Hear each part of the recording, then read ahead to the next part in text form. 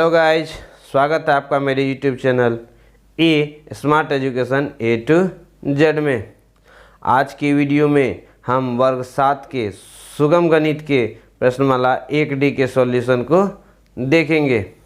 उससे पहले यदि आपने पूर्णांक का परिचय प्रश्नमाला 1A, प्रश्नमाला 1B और प्रश्नमाला 1C को नहीं देखे हैं तो उसे देख लें, जिसका लिंक मैंने डिस्क्रिप्शन में दे रखा है।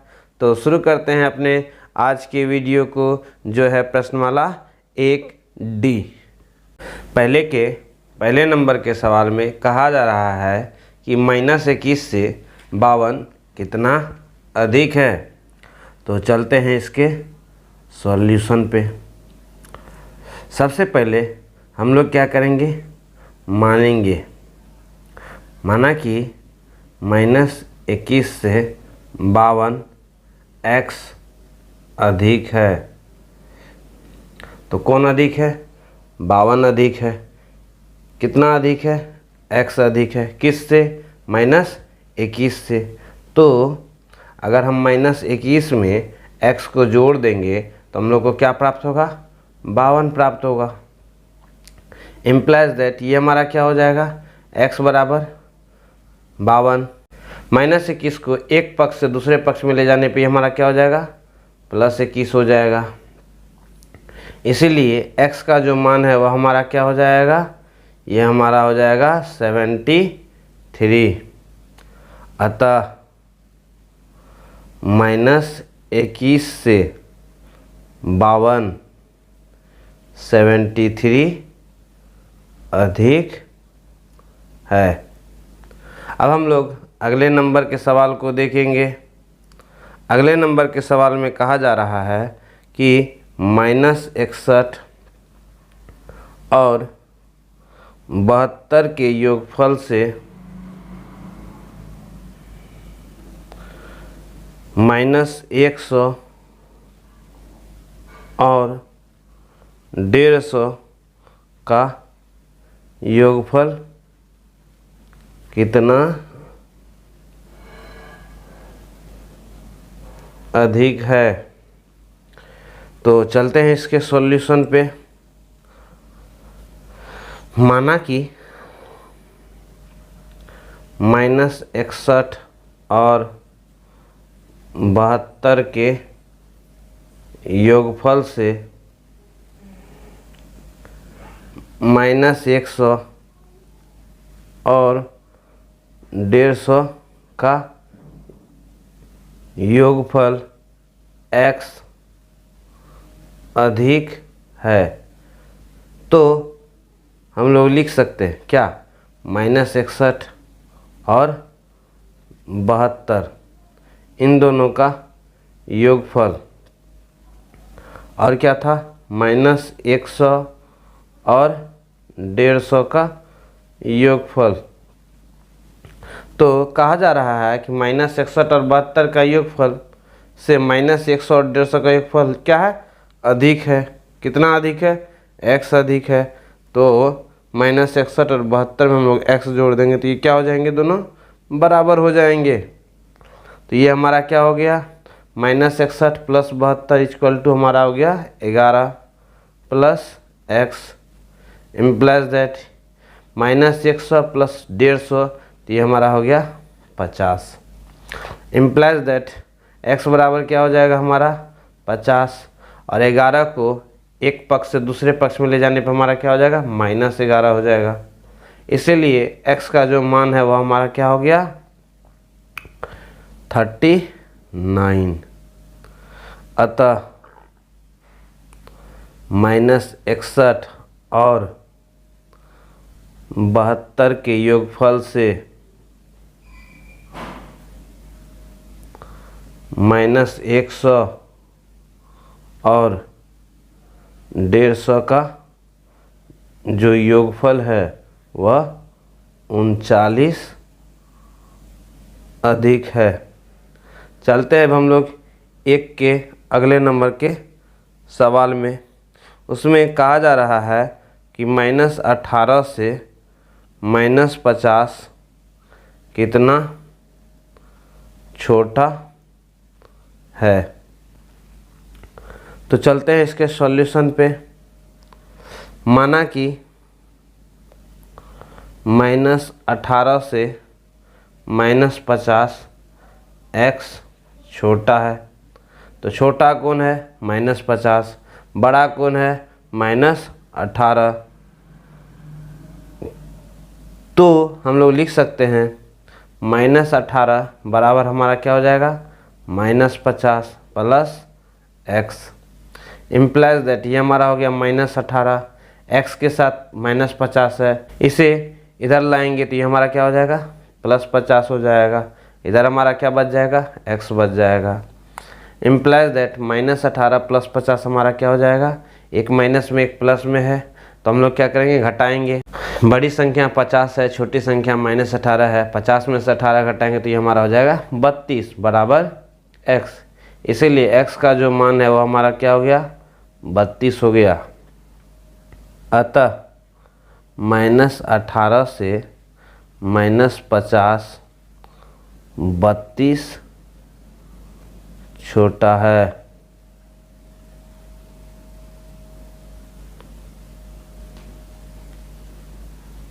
चलते हैं अब हम लोग 2 नंबर के सवाल पे। 2 का पहला नंबर का सवाल है कि 2 पूर्णांकों का योगफल -12 और +5 के गुणनफल के बराबर है, और यदि एक पूर्णांक +30 है तो दूसरा पूर्णांक निकालिए। तो हम लोगों को दिया गया है, क्या दिया गया है 2 पूर्णांकों का गुणनफल कितना है, तो ये -12 और +5 के गुणनफल के बराबर है। तो ये हमारा क्या हो गया प्लस माइनस माइनस 12 पंचे 60। पहला पूर्णांक कितना दिया हुआ है, ये हमारा दिया हुआ है +30। तो दूसरा पूर्णांक क्या हो जाएगा, दूसरा पूर्णांक बराबर हो जाएगा 2 पूर्णांकों का गुणनफल भागा पहला पूर्णांक। 2 पूर्णांकों का गुणनफल कितना है -60 भागा पहला पूर्णांक कितना है +30। माइनस भागा प्लस क्या हो जाएगा माइनस हो जाएगा, और 60 में 30 से भगा देंगे तो हमारा क्या हो जाएगा 2 हो जाएगा। तो हमारा जो दूसरा पूर्णांक है वह कितना हो गया -2। चलते हैं अब हम लोग 2 के दूसरे नंबर के सवाल पे। 2 के दूसरे नंबर के सवाल में कहा गया है कि 2 पूर्णांकों का अंतर -42 है, और इनमें जो बड़ा पूर्णांक है वह 12 है। तो छोटे पूर्णांक का हम लोग को क्या करना है मान निकालना है। तो सबसे पहले जो दिया गया है उसे हम लोग लिख लेंगे। क्या दिया गया है 2 पूर्णांकों का अंतर कितना है -42 है, बड़ा पूर्णांक कितना है तो ये हमारा 12 है। तो छोटा पूर्णांक बराबर हमारा क्या हो जाएगा, ये हो जाएगा बड़ा पूर्णांक। जो 2 पूर्णांकों का अंतर, बड़ा पूर्णांक का मान कितना है 12 है, जोड़ 2 पूर्णांकों का अंतर कितना है -42 है। तो ये हमारा हो गया 12 + -42 = -30। तो हमारा जो छोटा पूर्णांक है उसका मान कितना हो गया -30 हो गया। चलते हैं अब हम लोग 3 नंबर के सवाल पे। 3 नंबर के पहले सवाल में कहा जा रहा है कि 2 पूर्णांकों का जो गुणनफल है वह -144 है। यदि इनमें से एक पूर्णांक -4 है तो दूसरा पूर्णांक क्या करना है हम लोग को निकालना है। तो चलते हैं इसके सॉल्यूशन पे। सबसे पहले हम लोगों को जो दिया गया है उसे लिख लेंगे। क्या दिया गया है 2 पूर्णांकों का गुणनफल कितना दिया हुआ है, ये हमारा दिया हुआ है -144। पहला पूर्णांक कितना है -4 है। तो दूसरा पूर्णांक बराबर हमारा क्या हो जाएगा, दूसरा पूर्णांक बराबर हो जाएगा 2 पूर्णांकों का गुणनफल भागा पहला पूर्णांक।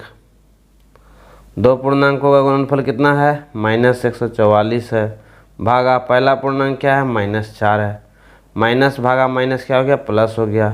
144 में 4 से भागा देंगे तो ये हमारा हो गया 36। प्लस 36 को हम लोग 36 भी लिख सकते हैं। तो दूसरा पूर्णांक जो है हम लोग का क्या हो जाएगा? वो हमारा 36 हो जाएगा। चलते हैं अब हम लोग 3 के दूसरे नंबर के सवाल पे। 3 के दूसरे नंबर के सवाल में कहा गया है कि 289 को कौन सी पूर्ण संख्या से भाग देने पर +17 प्राप्त होगा। तो हम लोग क्या करेंगे? मान लेंगे। माना कि अभिष्ट संख्या हमारे क्या है? वह x है। तो 289 में हम लोग को क्या करना है? अभिष्ट संख्या से भागा देना है। तो भागा देने पर हम लोग को क्या प्राप्त होगा? +17 प्राप्त होगा। इम्प्लाइज दैट ये हमारा क्या हो गया? 289। x इधर भागा में था, +17 को हम लोग 17 लिख सकते हैं, और x इधर भागा में था तो इधर आएगा क्या हो गया? गुना में हो गया। इम्प्लाइज दैट ये हमारा हो गया 289, 17 इधर गुना में था, इधर आया तो भागा में हो गया, बराबर हमारा क्या बचा? x। इम्प्लाइज दैट 289 में 17 से भागा देने पर हम लोग क्या बचता है? 17 बराबर x। इसीलिए x का जो मान है वो हमारा क्या हो गया? 17 हो गया। अतः हमारी जो अभिष्ट संख्या है वह क्या हो गई? वह हो गई 17। अब हम लोग 4 नंबर के सवाल को देखेंगे। 4 नंबर के प्रश्न में कहा गया है कि परीक्षा के किसी पत्र में 15 प्रश्न पूछा गया। प्रत्येक सही उत्तर के लिए 4 अंक दिए जाते हैं और प्रत्येक गलत प्रश्न के लिए -2 अंक दिए जाते हैं, और किसी प्रश्न का उत्तर नहीं देने पर उसके लिए 0 अंक प्राप्त होता है। तो चलते हम लोग 4 के पहले नंबर के सवाल पे, जिसमें कहा गया है कि रजत सभी प्रश्नों का उत्तर देता है जिनमें केवल 7 सही होते हैं, तो रजत द्वारा प्राप्त अंक ज्ञात कीजिए। चूँकि रजत सभी प्रश्नों का उत्तर देता है, सही उत्तरों की संख्या क्या है? वह है 7। तो गलत उत्तरों की संख्या क्या है? वह हमारा हो जाएगा कुल प्रश्न 15। 15 में से 7 सही जवाब दिया तो कितना गलत दिया? तो 7 को घटा देंगे, ये हमारा हो गया 8। तो कह रहा रजत द्वारा प्राप्त अंक ज्ञात कीजिए। इसीलिए रजत द्वारा प्राप्त अंक, सही उत्तरों की संख्या 7, और सही उत्तर के लिए कितने नंबर दिए जाते हैं? 4। तो सही उत्तर द्वारा प्राप्त अंक कितना हो गया? 7 गुना 4। गलत उत्तर कितने हैं? 8। गलत उत्तर के लिए कितने अंक दिए जाते हैं? -2। तो गलत उत्तर द्वारा प्राप्त अंक कितने हो गए? 8 गुना -2। दोनों को जोड़ देने पर हम लोग क्या हो जाएगा? रजत द्वारा प्राप्त अंक पता चल जाएगा। तो ये हमारा हो गया 7 चौके 28, प्लस माइनस माइनस 8 दूनी 16, और 28 में 16 गया तो ये हमारा हो गया 12। यानी रजत द्वारा प्राप्त अंक कितने हैं? 12 अंक हैं। चलते हैं अब हम लोग 2 नंबर के, चलते हैं अब हम लोग 4 के दूसरे नंबर के सवाल पे। 4 के 2 नंबर के सवाल में कहा जा रहा है कि शोभा सभी प्रश्नों का उत्तर देती है, लेकिन 3 प्रश्नों का उत्तर क्या हो जाता है? गलत हो जाता है। तो शोभा को कुल कितने अंक प्राप्त होते हैं? तो चूंकि गलत उत्तरों की संख्या कितनी है उनकी, शोभा की, वह है 3। तो सही उत्तरों की संख्या कितनी हो जाएगी?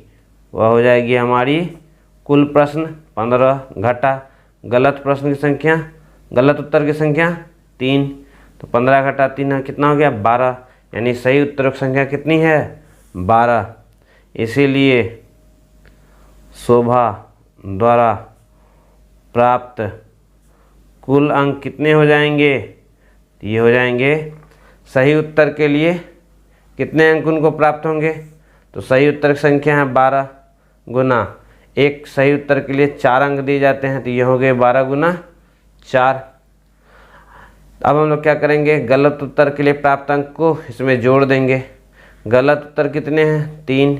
एक उत्तर के लिए कितने अंक दिए जाते हैं? -2, तो ये हमारा हो गया 3 गुना -2 बराबर, ये हमारा हो गया 12 चौके 48 प्लस माइनस माइनस 3 दूनी 6 और 48 में 6 गया, कितना हो गया? 42। शोभा को कुल कितने अंक प्राप्त होते हैं? 42 अंक प्राप्त होते हैं। चलते हैं हम लोग 4 के तीसरे नंबर के सवाल पे। 4 के तीसरे नंबर के सवाल में कहा जा रहा है कि रोहन को कुल 32 अंक प्राप्त हुआ। यदि वह 10 प्रश्नों का उत्तर सही दिया था तो बताइए कि वह कितने प्रश्नों का उत्तर गलत दिया था। तो रोहन को जो हमारा सबसे पहले दिया गया उसे हम लोग लिख लेंगे।